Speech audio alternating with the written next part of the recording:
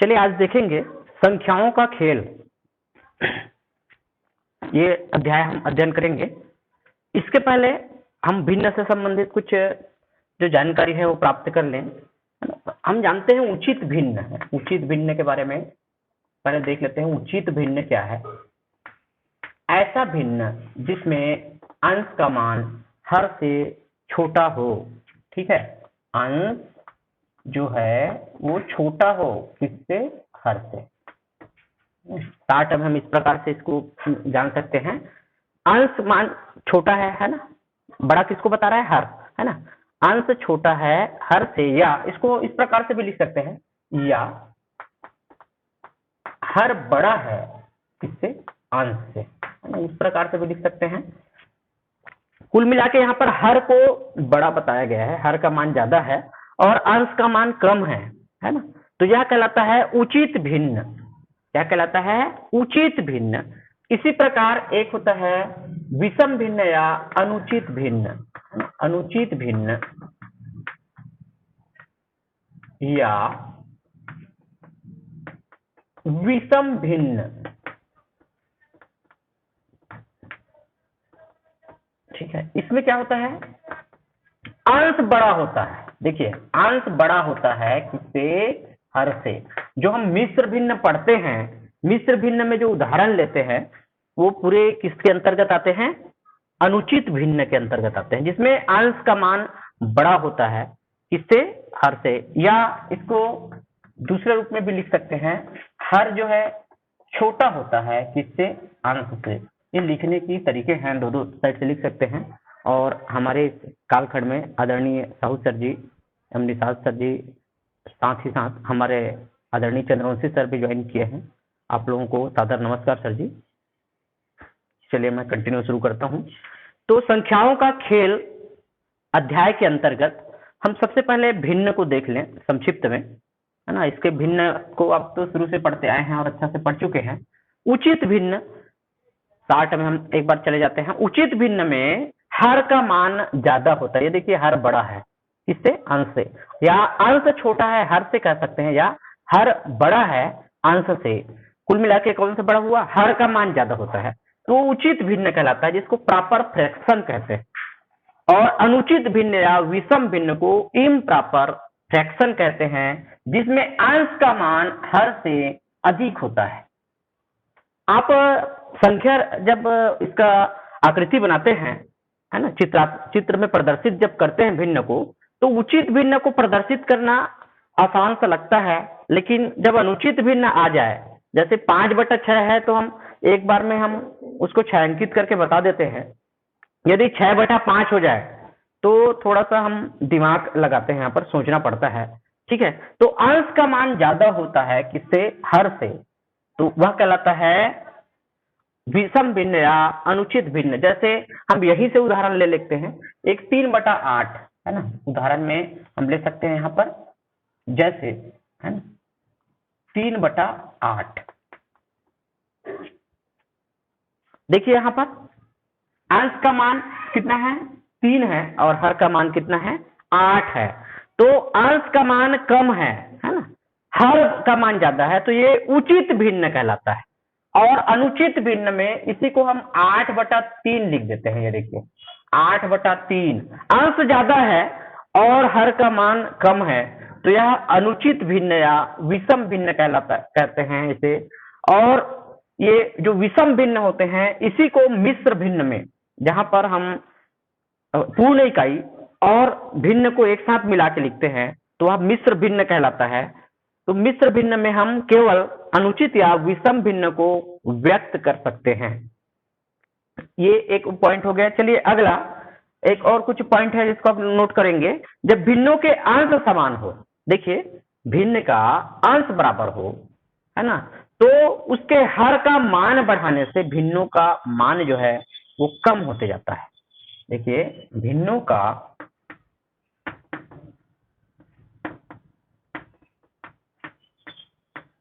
अंश बराबर होने से या समान होने से, समान हो तो,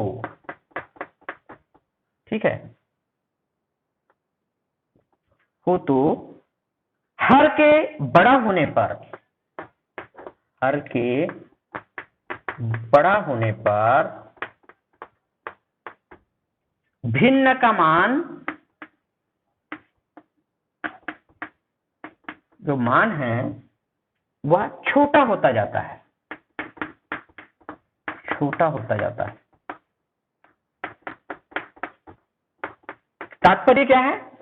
अंश एक जैसा रहेगा सभी का।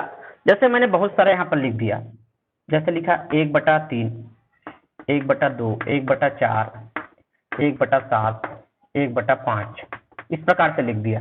ठीक है, अब यहाँ पर देखिए अंश समान है सबका, अंश एक है, सभी में एक जो लिखा है वो अंश है, और इसका जो हर है वो 3, 2, 4, 7, 5। तो भिन्नों का अंश समान हो तो हर के बड़ा होने पर भिन्न का मान छोटा होता जाता है। देखिए आप यहाँ देख के बता सकते हैं सबसे छोटा कौन सा है, इनमें से सबसे छोटा कौन सा है। क्यों? इसकी पहचानने की एक शर्त है, एक तो अंश जो है इसके क्या है, बराबर है, अंश सभी में एक है, तो हर में जिसका मान ज्यादा है ना, हर कौन सा हर बड़ा है वही मान सबसे छोटा होगा। यहाँ देखिए 7 है या 3 है, 2 है, 4 है, 5 है, तो 7 जो है सबसे बड़ा है, इसलिए भिन्न जब लेते हैं 1/7 ये सबसे छोटा है। इसी को अगर बढ़ते क्रम में जमाने कहा तो बढ़ते क्रम में हम कैसे लिखते हैं? बढ़ते क्रम को आरोही क्रम कहते हैं। आरोही क्रम में सबसे छोटे मान को पहले लिखते हैं, उसके बाद उससे बड़े और सबसे लास्ट में सबसे बड़े को लिखते हैं। तो 1/7 जो है सबसे छोटा है। अब देखिए इससे थोड़ा बड़ा कौन सा है, मैं पुनः बता दूं, अंश अगर बराबर है, अंश का मान बराबर है तो हर के मान बड़ा होने से, अधिक होने से भिन्न का मान कम हो जाता है, भिन्न छोटा होता जाता है। 1/7 जो है सबसे छोटी भिन्न है, उसके बाद है 1/5, क्योंकि 7 के बाद आ गया 5 है ना, उससे बड़ी 1/4, उससे बड़ी 1/3, और सबसे बड़ी जो भिन्न है वो है 1/2। ये देखिए 1/2 सबसे बड़ी भिन्न है। कंडीशन क्या है? अंश बराबर हो तो हर का मान बढ़ाने से भिन्न का मान कम होता है, अर्थात 1/7 जो है सबसे छोटी है। और इसी आर्डर को ना, ये जो लिखे हैं हम इसके इंक्रीजिंग आर्डर में, तो ये कहलाता है बढ़ते क्रम, जिसको आरोही क्रम कहते हैं। आरोही क्रम में सबसे छोटी संख्या पहले लिखी जाती है, या बढ़ते क्रम में उसके बाद उससे बड़ी और लास्ट में सबसे बड़ी संख्या को लिखते हैं। ठीक है, तो ये भिन्नों का अंश समान होने से हो गया। अब देखते हैं इसके हर समान हो तब क्या होगा, है ना। चलिए ये एक उदाहरण हो गया।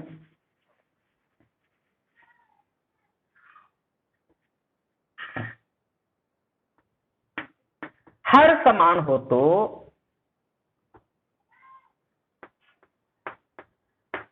अंश के बड़ा होने पर भिन्न का मान बड़ा होते जाता है।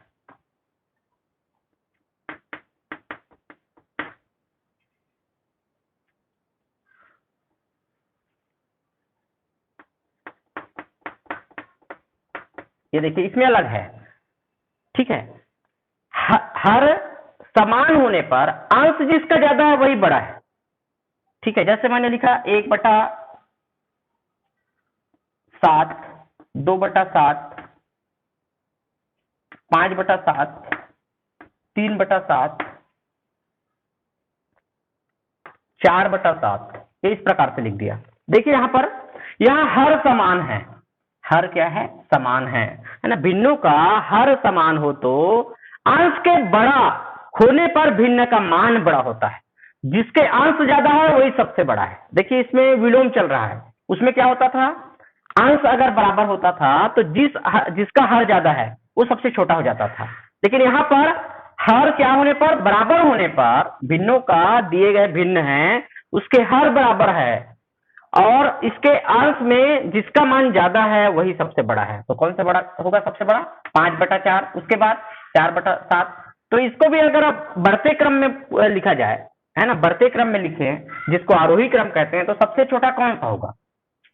1/7। यहाँ पर सीधे सीधे है 1/7, उससे बड़ा होगा 2/7, उससे बड़ा होगा 3/7, उससे बड़ा होगा 4/7 और सबसे बड़ा होगा 5/7। ठीक है, इसमें स्पष्ट है, कोई डाउट नहीं है। जिसका मान ज्यादा दिख रहा है 5/7 बड़ा है। तो ये भिन्न का बढ़ते क्रम हो गया है ना, आरोही क्रम। तो ये पॉइंट आप लोग नोट कर लीजिए, उचित भिन्न, अनुचित भिन्न और ये वाला पॉइंट। ठीक है, चलिए आगे बढ़ते हैं। पहला इसका जो प्रश्न है, इसमें छांटने बोला है, कौन सी उचित भिन्न है, कौन सा अनुचित भिन्न है, या अनुचित भिन्न को विषम भिन्न भी कहते हैं। जैसे यहाँ लिखा है 16/5, ये कौन सा भिन्न है 16/5? यहाँ लिख सकते हैं इस प्रकार से, सिंबल में भी संकेत में बता सकते हैं। अंश बड़ा है किससे? हर से। जबकि अंश बड़ा है हर से। अंश देखिए, अंश कितना है? 16 है, हर कितना है? 5 है। तो अंश बड़ा है हर से, इसलिए कौन सा भिन्न है? इसलिए अनुचित भिन्न है, जिसको विषम भिन्न कहते हैं, अनुचित भिन्न है। ठीक है, या शब्दों में भी पूरा लिख सकते हैं, अंश का मान हर से अधिक है, बड़ा है, अतः यह अनुचित भिन्न है। इसी प्रकार 12/13, उसमें हर बड़ा है, तो हर बड़ा है तो उचित भिन्न है। फिर 78/41, 78 का मान ज्यादा है 40 से, तो कौन सी भिन्न हो जाएगा? अनुचित भिन्न होगा। और इसी प्रकार एक 6/7 लिखा है, 6/7 मतलब हर का मान ज्यादा है, तो कौन सा भिन्न होगा? उचित भिन्न होगा। चलिए, तो इसको आप लोग छांट लेंगे। मैं अगला प्रश्न बता रहा हूं, जिसमें चित्रों में प्रदर्शित करना है। दिए गए भिन्न को चित्रों में प्रदर्शित करना, आप लोग शुरू से इसके बारे में अध्ययन करते आ रहे हैं, चित्र में किस प्रकार से प्रदर्शित करते हैं। छायांकित भाग जो है वो अंश रहता है, ठीक है, अंश में दर्शाते हैं, और कुल भाग, उसका टोटल सभी भाग जो है वो हर में रहता है। ठीक है, अर्थात हम कह सकते हैं 8 में से कितने? 3 भाग, है ना। यहाँ लिखा है लेकिन 6/5 लिखा है, इसको चित्र में प्रदर्शित करना है ना। ये पहला नंबर है 6/5, इसको चित्र में प्रदर्शित करना है। तो कैसे प्रदर्शित करें? ठीक है, अभी तक हम देखे हैं 5/6 रहता तो हम सीधे सीधे इसको बना लेते, है ना। यहाँ पर विलोम को जरूर देखिए आप, हम विलोम भी बना लेते हैं इसका। अगर यही 5/6 रहता तब क्या होता, है ना। एक हम आकृति बनाते, ज्यादातर इस प्रकार की आप आकृति बना लीजिए। कितने भाग हैं? 6 भाग हैं। 6 भाग में कितने भाग जो छायांकित है? 5 भाग, है ना। ये देखिए,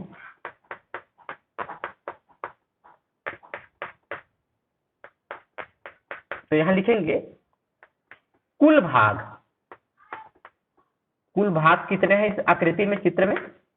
6। कुल कितने भाग है? 6। और छायांकित भाग, छायांकित भाग कितने हैं? 5 है। तो 5/6 मतलब 6 भाग में 5 भाग छायांकित है, ये क्लियर है। लेकिन ये 6/5 को कैसे बनाएं, है ना। तो इस प्रकार से हम इसको नहीं देखेंगे ना, 5 में 5 भाग में 6 भाग, ऐसा नहीं कहेंगे। 5 भाग में 6 भाग छायांकित है, ऐसा नहीं बोलेंगे। ठीक है, देखिए इसको बनाते कैसे हैं। इसको सबसे पहले तो इसको मिश्र भिन्न में व्यक्त कर लो। ठीक है, जब अनुचित भिन्न, ये देखिए अनुचित भिन्न है ना, ये देखिए अंश का मान ज्यादा है ना। तो अनुचित भिन्न जब रहता है, जिसको विषम भिन्न कहा जाता है, उसको मिश्र भिन्न में बदल दीजिए। मतलब भाग देकर, जब भाग इसको देते हैं तो किस प्रकार से भाग देंगे? ये देखिए, 6 को हम 5 से भाग देते हैं, 5 एकम 5, है ना। फिर घटाते हैं, 6 में 5 घटाए कितना आया? 1 आया। तो जितने बार भाग जाता है उसको इस प्रकार से लिखते हैं, 6/5 बराबर हो जाएगा 1 सही, जो शेष है उसको ऊपर लिखते हैं, और जिसे हम भाग दे रहे हैं, भाजक है, उसको नीचे लिखते हैं। 1 सही 1/5, तात्पर्य ये है। ठीक है, हाँ, इसको चाहे तो भाग वाला दिखा सकते हैं एक बार। चलिए मैं इसको रख ही देता हूँ, इसको एक बार भाग भी दिए हैं तो इसको भी आप रख दीजिए यहाँ पर। ठीक है, तो 6/5 जो है कौन सा भिन्न है? अनुचित भिन्न है, अंश का मान अधिक है, और अनुचित भिन्न को हम मिश्र भिन्न में बदल दिए। अब देखिए यहाँ पर इसका तात्पर्य क्या होता है। 6/5 का क्या मतलब है, आप लोग समझने की कोशिश कीजिए। ऐसी आकृति है जिसमें 5 भाग वाली आकृति है। कितनी भाग वाली है? 5 भाग वाली। 5। ठीक है, और उस 5 भाग वाली आकृति में एक भाग जो है 5 का 5 मतलब पूरे 5 का 5, एक भाग का, ये 5/5 भी लिख सकते हैं इसको, एक धन 1/5 भी इसको लिखा जा सकता है, या इसको लिखेंगे एक धन 1/5 भी लिखते हैं, तब भी इसका मतलब यही आ रहा है 6/5। ठीक है, तो एक जो भाग है मतलब पूरे एक भाग मतलब पूरे 5 भाग एक आकृति कह सकते हो, पूरे के पूरे 6 अंकित है, और दूसरी आकृति है उसमें 5 भाग में एक भाग 6 अंकित है। इसी को आप एक को क्या लिख सकते हैं? 5/5 धन 1/5, ये है एक्चुअल में। हर जब समान होता है, याद कीजिए आप लोग, बहुत सारा हम भिन्न का पढ़ चुके हैं, हर समान हो तो क्या करते हैं? एक बार लघुत्तम में लेते हैं और उसके अंश को अगर धन का चिन्ह है तो जोड़ेंगे, 5 धन 1 बराबर 6/5। ये कितना आएगा? 6/5। मतलब ये बताया गया है एक की जगह हम 5/5 क्यों लिए? क्योंकि 5 को 5 से भाग देते हैं तो कितना आता है? 1 आता है। 5 को 5 से भाग दिए तो कितना आएगा? 1 आएगा। अब स्पष्ट है, देखिए आकृति, 2 ठनी चित्र मिलेगा। 5-5 भाग वाला कितना चित्र मिलेगा? 2 चित्र मिलेगा, जिसमें एक आकृति पूरा 5 में 5 भाग 6 अंकित है, और दूसरी आकृति 5 में कितने भाग 6 अंकित है? 1 भाग। क्लियर? चलिए अब इसकी आकृति कैसे बनेगी? अब एकदम स्पष्ट है, 2 ठन आकृति बनाइए 5-5 भाग वाला, 5 भाग में बांटा हुआ 2 आकृति बनाइए, 1 2 3 4 5। ठीक है, ये 5 भाग। ठीक है, एक आकृति ऐसी है जो पूरे 5 के 5 जो है वो 6 अंकित है, इसको 5/5 लिख सकते हैं या 1 लिख सकते हैं। ठीक है, इसीलिए तो पूर्ण इकाई कहा गया है। पूर्ण क्यों कहा गया है? पूर्ण इकाई, पूर्ण में पूरे को हम छायांकित कर देते हैं। जो रहता है ना, जब भी पूर्ण इकाई जो भी आता है, जितने भाग है उसमें पूरे छायांकित होगा। इसको 5/5 या इसी को क्या लिख सकते हैं? 1। 5 को 5 से भाग दें तो कितना आएगा? 1 आएगा। धन एक और आकृति होगी जिसमें 5 भाग में कितने भाग छायांकित है? 1 भाग। ये है 1/5, ये 5/5 जिसको 1 कह सकते हैं। ये पूर्ण इकाई हो गया 1, मतलब पूरा छायांकित, पूर्ण इकाई जो है पूरा छायांकित हो गया। और जो 1/5 है वो इस प्रकार से दर्शाएंगे, तो 5 और 1 कितना हो गया? 6, और 6/10 नहीं कह देंगे। 5 टुकड़े वाले में से 5 और 5 टुकड़े वाले में से ही 1, तो 5 टुकड़े वाले में से ही कुल कितने हैं? 6 है। बांटा गया है 5-5 का, लेकिन कितने हैं 5 टुकड़े वाले? कुल 6 है। 5 और 1 6। ठीक है, तो इस प्रकार से इसको बनाते हैं। ये अनुचित भिन्न है।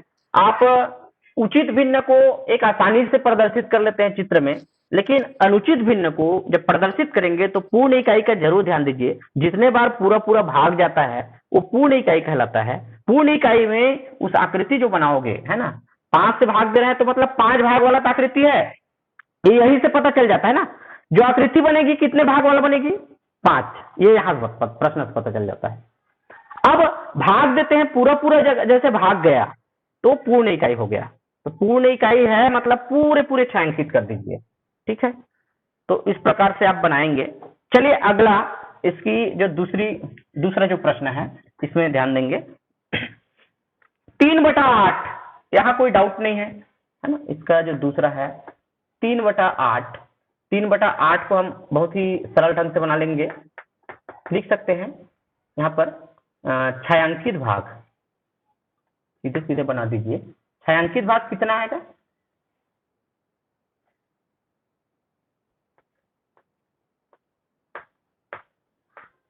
कितना हुआ? 1 2 3 4 5 6 7,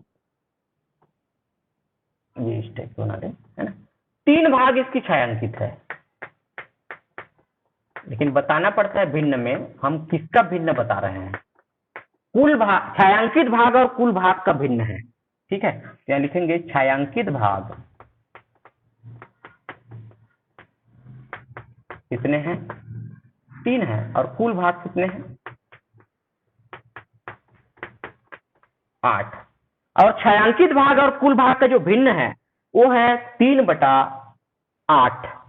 और ये उचित भिन्न है, जब अंश का मान हर से कम होता है या छोटा होता है तो ऐसा भिन्न उचित भिन्न कहलाता है। और उचित भिन्न को चित्रों में प्रदर्शित करना बहुत ही आसान होता है।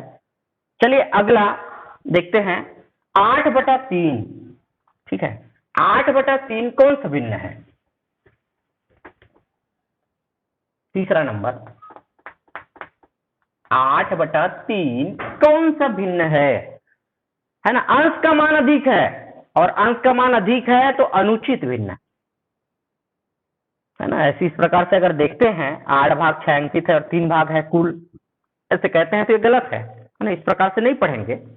3-3 भाग वाला आकृति है, जितनी भी आकृति है कितने भाग वाला है? 3-3 भाग वाला है, ये बोलेंगे हम, है ना। यहाँ तर्क क्या लगाना है? जितने भी आकृति है यहाँ पर, चाहे एक आकृति है, 2 है, 3 है, पहला तो हमारा ये है कि यहाँ पर 3-3 भाग वाली आकृति है। अब कितनी आकृति है भाग देने में समझ में आएगा। जब अनुचित भिन्न आ जाए, अंश का मान हर से अधिक हो, तो ऐसे भिन्न अनुचित भिन्न या विषम भिन्न कहलाता है। और विषम भिन्न को हम मिश्र भिन्न में बदल लेते हैं। सबसे पहला स्टेप, अर्थात 8 को 3 से भाग दीजिए। कितने बार जा रहा है? 3 दूने 6, 3 त्रिक 9, 2 बार गया, 3 दूने 6, है ना। घटा दिए इधर, यहाँ 2 बचा। देखिए 2 बार पूरा भाग भी गया और शेष भी 2 बचा। ठीक है, तो किस प्रकार से लिखेंगे भिन्न को? 8/3 बराबर, देखिए किस प्रकार से लिखते हैं। पूर्ण इकाई को पहले लिखते हैं और जो शेष है उसको ऊपर लिखा जाता है, और जिससे भाग दे रहे हैं 3 से, वो इस प्रकार से रहेगा। अर्थात 2 सही 2/3। ये देखिए 2 पूर्ण इकाई है, मतलब 3-3 पार्ट वाला जो आकृति है वो 2 बार ऐसा आएगा कि पूरा के पूरा वो क्या है? छायांकित है। 2 बार पूरा के पूरा छायांकित है। और 2 और 1 3 चित्र लेना पड़ेगा। देखिए 2 चित्र यहाँ पर जो पूरा छायांकित है, और 1 चित्र यहाँ पर। ठीक है, इसी को 2 लाना है तो 3/3 धन 3/3 ऐसा भी लिख सकते हैं इसको। ठीक है, इसी को 3/3 धन 3/3, या 1 और 1 लिख सकते हैं। देखिए किस प्रकार से लिख सकते हैं, 1 धन 2/3। 2 को क्या लिखेंगे? 1 धन 1, और 1 कैसे आता है?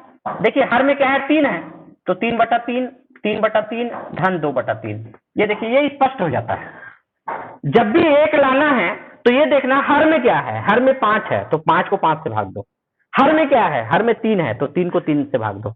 1 और 1 2 बार हम क्यों लिखे? क्योंकि यहाँ पर 2 आया है, इसलिए 1 धन 1 धन 2/3। मतलब देखिए कितनी आकृति बन रही है, 3-3 भाग वाला कितनी आकृति बन रही है? 3 आकृति बन रही है। और कितने भाग छायांकित है ये ऊपर बता रहा है। यहाँ तो पूरे छायांकित है, और 1 में 2 भाग छायांकित है। ठीक है, क्लियर? चलिए अब इसकी आकृति हम बनाते हैं।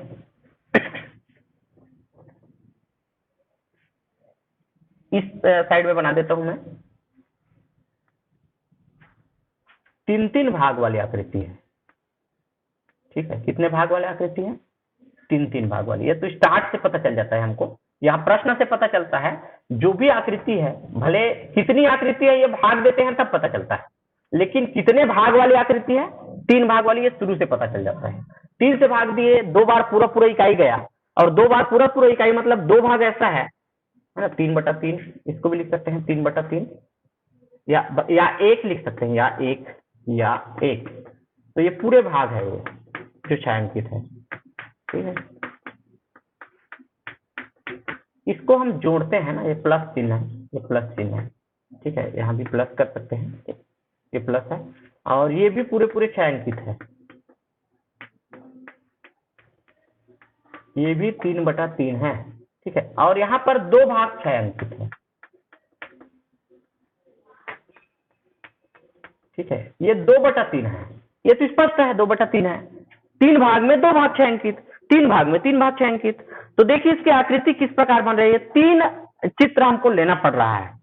तो विषम भिन्न को आप लोग चित्रों में किस प्रकार से प्रदर्शित करते हैं, इसको आप लोग भली भांति समझ गए हैं। पूरे पूरे पहले भाग दे दीजिए, भाग देने के बाद समझ में आता है कितने पूर्ण इकाई है और कितने मिश्र है। ठीक है, इस प्रकार से आप, नहीं तो एक तर्क लगता है ना, बाकी चित्र को तो हम बना लेते हैं, इसको कैसे बनाए, 3/8 रहता तो एक बार में हम बना लेते हैं, 3 भाग छायांकित कर दो 8 भाग में, लेकिन 8/3 आया तो सोचना पड़ता है, तो इसकी बनाने की यही तरीके है। ठीक है, इसी प्रकार से दर्शाया जाता है। और ये कभी मत सोचिए कुल 3 भाग में 8 भाग, ऐसा कभी मत कहिए, ये कुल नहीं है, कुल नहीं है, 3-3 भाग वाली आकृति है जिसमें कुल मिला के कितने भाग है, 8 भाग है। ये भी आकृति 3 भाग वाली है, ये भी आकृति 3 भाग वाली है, ये भी आकृति 3 भाग वाली है। 3-3 भाग वाली आकृति में 8 भाग छायांकित है, 1 2 3 4 5 6 7 8, 8 भाग छायांकित है 3-3 भाग वाली आकृति में। ठीक है, चलिए आगे बढ़ते हैं। अब है पूर्ण इकाइयां ज्ञात कर मिश्र भिन्न में व्यक्त कीजिए। तो यहाँ केवल भाग देना है, भाग देने की एक प्रक्रिया है, उसको यहाँ बताया गया है। जैसे दूसरा नंबर 14/9, अभी जो किए ना हम लोग अनुचित भिन्न, पूरे उदाहरण जो है अनुचित भिन्न है। जब भी पूर्ण इकाई मिश्र भिन्न की बात आती है तो कौन से भिन्न रहता है वहां पर, अनुचित भिन्न, जिसमें अंश का मान अधिक होता है हर से। ठीक है, तो हम क्या करते हैं, इस कंडीशन में भाग देते हैं। यहाँ पर मिश्र भिन्न में व्यक्त करना है, और कितनी पूर्ण इकाई है, मतलब पूरा पूरा कितने बार भाग गया, इसको बताना है। 9 एकम 9 है ना, घटाए 14 में 9 घटाए कितना आ गया, 5 आ गया। तो देखिए यहाँ पर लिखेंगे पूर्ण इकाई, पूर्ण इकाई कितना है, पूरा पूरा भाग कितने बार गया, एक बार गया। फिर शेष भी लिख सकते हैं, पूर्ण इकाई ही पूछा है क्या, हाँ शेष भी लिख दो, शेष कितना है 5 है। और मिश्र भिन्न लिख दो सीधे, चलिए मिश्र भिन्न, तो मिश्र भिन्न बन जाएगा, पहले पूर्ण इकाई को लिखा जाता है, फिर बटा का जो चिन्ह बनाते हैं, ऊपर में शेष को लिखते हैं, और जिससे भाग दे रहे हैं उसको यहाँ पर लिखते हैं। एक सही 5/9 इसको पढ़ा जाता है। ठीक है, तो ये हो गया मिश्र भिन्न, पूर्ण इकाई 1 है। इसी प्रकार तीसरा नंबर देख लो, इसी का तीसरा है, ये पहला है 264/41, थोड़ा बड़ा सा उदाहरण देते हैं, है ना, केवल भाग देने की प्रक्रिया है। 264 को कितने से भाग देते हैं, 41 से देते हैं, 2 नहीं गया, 26 भी नहीं गया, 267 को पूरे पूरे पहाड़ा पढ़ के देखते हैं कितने बार जाता है, तो गैसिंग कर सकते हैं। जैसे 40 का पहाड़ा 4 चौक 16, 4 पंचे 20, है ना, 5 बार में जो है 4 पंचे 20, है ना, तो कितने बार जाएगा, 41 से ही है ना, हाँ 41 नहीं 61 है, सॉरी यहाँ पर जो प्रश्न लिखा है ना 41 नहीं है, 61 है ना, ये ध्यान देंगे, और हाँ 61 तो लिखा हो यहाँ पर। ठीक है, तो देखिए 6 का पहाड़ पर हो, 60 का पढ़ लो ना, है ना, 6 × 18 180 हो गया, 6 चौक 24 240 हो गया, और 1 है तो 244 हो गया, और 6 पंचे 30 300 हो रहा है, तो 4 बार पूरा पूरा जा रहा है ना, 4 एकम 4, 4 से 24 244। अब इसको घटा दीजिए, तो 7 में 4 घटाए 3 बचा, 6 में 4 घटाए 2 बचा, और ये तो 0 हो गया, तो 23 शेष बच गया। तो पूर्ण इकाई कितना है यहाँ पर, जो पूरा पूरा भाग गया, पूर्ण इकाई 4 बार गए ना पूरा पूरा, ये पूर्ण इकाई हो गया, और शेष कितना आया 23 आया। तो मिश्र भिन्न कैसे बनाएंगे, मिश्र भिन्न जब बनाते हैं तो पूर्ण इकाई को पहले लिखते हैं, फिर शेष ऊपर यहाँ आता है, और जिससे भाग दे रहे हैं 61 से जो भाग दे रहे हैं वो यहाँ पर लिखा जाता है। 4 सही 23/61 मिश्र भिन्न। ठीक है, इस प्रकार आप लोग मिश्र भिन्न में व्यक्त कर लीजिए। अब देखते हैं भिन्नों को बढ़ते क्रम में लिखिए। ठीक है, भिन्न को बढ़ते क्रम में लिखना है।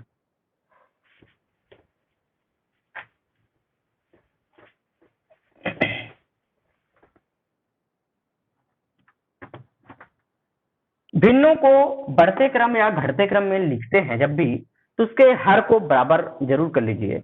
ठीक है, और जैसे कि हम अभी नियम बताए हैं, या तो अंश बराबर करो या तो हर बराबर करो।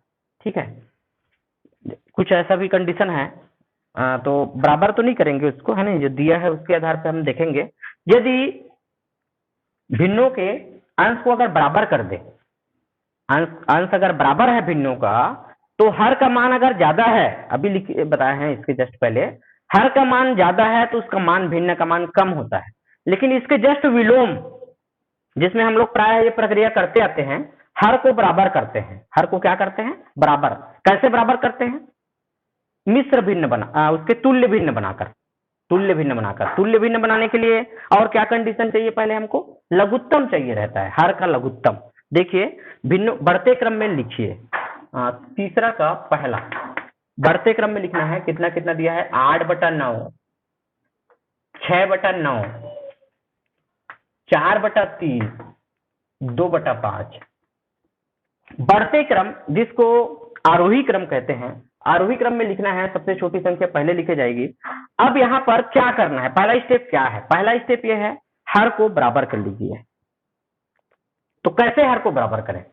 अर्थात हर का लघुत्तम समापवर्त्य लेते हैं, तो उससे जितना लघुत्तम समापवर्त्य आता है उतने ही सभी के उसके भिन्नों के जो हर है उसको हम लेते हैं। या गुणज देखिए, सभी के पहाड़ा में आने वाली संख्या कौन सी है? जो 9 के पहाड़ा में भी आए, 3 के पहाड़ा में भी आए, 5 के पहाड़ा में आए, तो इससे भी आप पता कर सकते हैं। चलिए ठीक है, तो पहला स्टेप है हर का, हर मतलब 9, 9, 3 एवं 5 का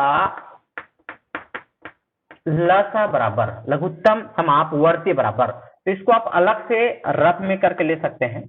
ये देखिए, जब भी हम लघुत्तम लेते हैं तो छोटी सी छोटी संख्या 2 से भाग देना शुरुआत करते हैं, क्योंकि सभी विषम हैं, 2 से कोई विभाजित नहीं होगी, इसलिए हम किससे भाग देंगे?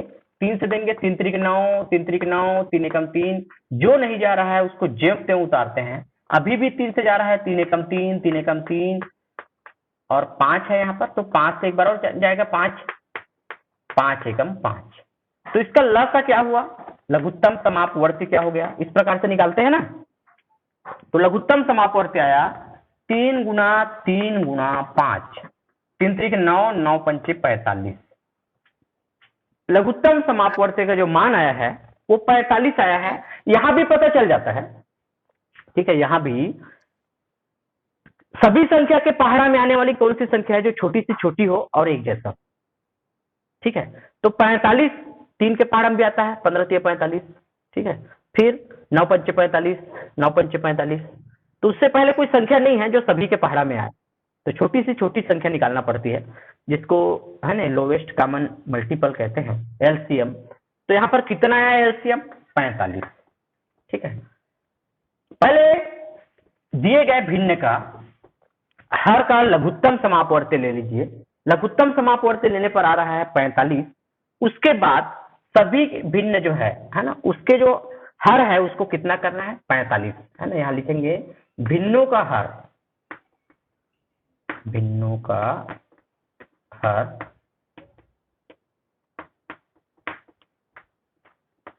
45 करने पर, ठीक है, भिन्नों का हर 45 करने पर 8/9 में कितने का गुणा करें कि वो कितना हो जाए? अर्थात भिन्नों का क्या बनाते हैं? उसी को तुल्य भिन्न कहते हैं।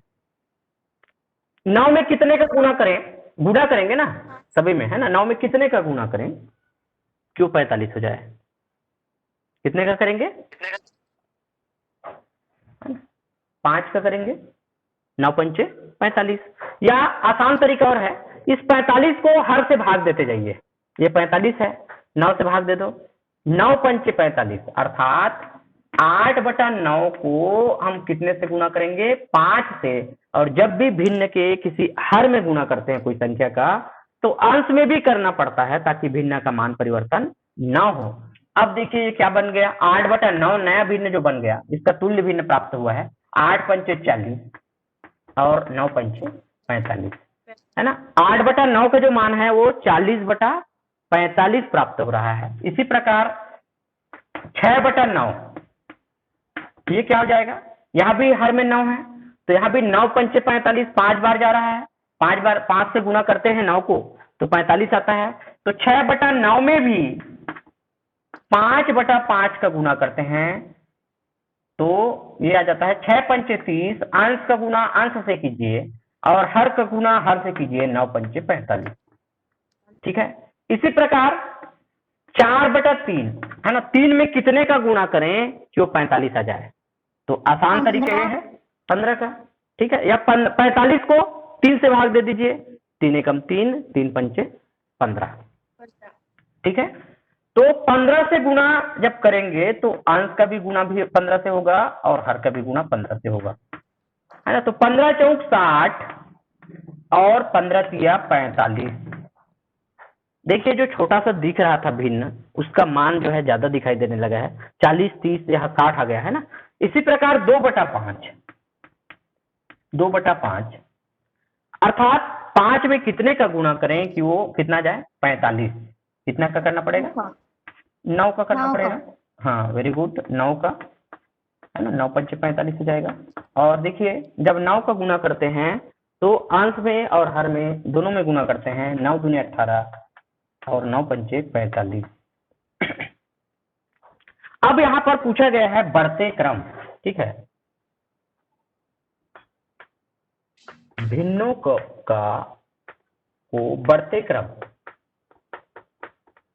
बढ़ते क्रम जिसको बोलते हैं आरोही क्रम,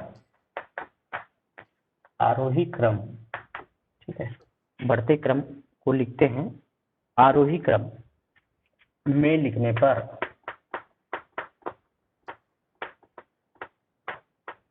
आरोही क्रम में लिखते हैं तो सबसे छोटे जो मान है उसको पहले लिखेंगे। ये मान देखिए पहले, इसके बाद इसको लिखेंगे, है ना। मूल मान ये है, मूल भिन्न जो है, उसके तुल्य भिन्न को पहले देखिए। तो सबसे छोटा कौन सा होगा? 40/45, 30/45, 60/45, 18/45। यहाँ बता सकते हैं यदि हर का मान बराबर हो तो अंश का मान अधिक होने से भिन्न का मान अधिक होता है ना, भिन्न बड़ा होता है। तो छोटा कौन सा है? 18/45, ठीक। उसके बाद आएगा, ये चिन्ह इस प्रकार से बना सकते हैं, 18 के बाद किस नंबर आएगा? 30 आएगा, है ना, 30/45। फिर 30 के बाद आएगा 40/45 और 40, उसके बाद आएगा लास्ट में सबसे बड़ी कौन सी है? 60/45। अब इसके मूल मान को लिखिए, 18/45 कहाँ से आया, कौन से भिन्न से आया? 2/5, है ना, 2/5 से बड़ी है, सबसे छोटी 2/5 है, ये स्पष्ट हो रहा है। उससे बड़ी है 6/9। 30/45 का जो मान आया है वो आया है 6/9 का तुल्य भिन्न है 30/45, है ना। फिर 40/45 जो आया है मान, वो कौन सी भिन्न का है? 8/9, ठीक है। और सबसे बड़ी जो भिन्न है 60/45 का जो मान आया है वो 4/3 से है। अब देख लीजिए, सब यहीं पर अगर पूछा जाए तो सबसे छोटी भिन्न कौन सी है, तो कौन सी सबसे छोटी भिन्न है? 2/5। और सबसे बड़ी भिन्न कौन से है? 4/3। और आप देख रहे हैं 4/3 है, ये अनुचित भिन्न है। 4/3 देखिए अंश का मान ज्यादा है। अनुचित भिन्न और उचित भिन्न दे दिया जाए तो अनुचित भिन्न का मान ज्यादा होता है। स्पष्ट रूप से यहाँ से भी हम देख सकते हैं, ये देखिए अंश छोटी है 8/9, यहाँ भी अंश छोटी है 6/9, अंश छोटी है 2/5, लेकिन 4/3 देखिए यहाँ पर अंश बड़ी है और जिसकी अंश अधिक होती है, मतलब अनुचित भिन्न और उचित भिन्न को दे दिया जाए तो अनुचित भिन्न का मान अधिक होता है, ठीक है। तो इस प्रकार से इसको बनाएंगे। इसके बाद वाला जो दूसरा प्रश्न है इसी का जो दूसरा प्रश्न है वो इस प्रकार से है। उसके मैं प्रश्न को दिखा देता हूँ, एक बार में आपको देख के सीधे सीधे बना सकते हैं। इसमें लिखा है 1/9, 4/9, 2/9, 8/9 और 7/9। ये देखिए ऐसा दिया है, हर यहाँ पर बराबर है। ये स्टेप हमको करने की जरूरत नहीं है, लघुत्तम निकालना, उसके तुल्य भिन्न निकालना, हर को बराबर करने की आवश्यकता नहीं है। और सीधे सीधे दे दिया है 1/9, 4/9, 2/9, 8/9, 7/9। इसको बढ़ते क्रम में लिखिए, है ना। और यहाँ पर हर जो है सभी का बराबर है, तो हम सीधे सीधे पहले तो ये बताएंगे, भिन्नों के हर समान होने से, भिन्नों के हर बराबर होने से, अंश का मान अधिक होने से वो भिन्न का मान अधिक होता है। तो सबसे छोटी भिन्न कौन सी है यहाँ पर? 1/9। वेरी गुड, है ना, 1/9। उसके बाद 2/9 है, उसके बाद 4/9 है, फिर 7/9 है और उसके बाद 8/9। तो इसको हम सीधे सीधे उस नियम को लिख देंगे एक बार और उसके बाद हम डायरेक्ट लिख सकते हैं बढ़ते क्रम में, है ना। तो इसको बढ़ते क्रम में लिखेंगे तो 1/9 से बड़ा है 2/9, और 2/9 से जो बड़ी संख्या है वो 4/9 है, और 4/9 से 7/9 है, और 7/9 है उससे अर्थात सबसे बड़ी है 8/9। तो ये दूसरा यहाँ का प्रश्न है। अब है प्रश्नावली 17.2 है ना, अगला जो कालखंड है इसको हम देखेंगे, और हमारा आज का जो समय है वो भी समाप्त हो चुका है।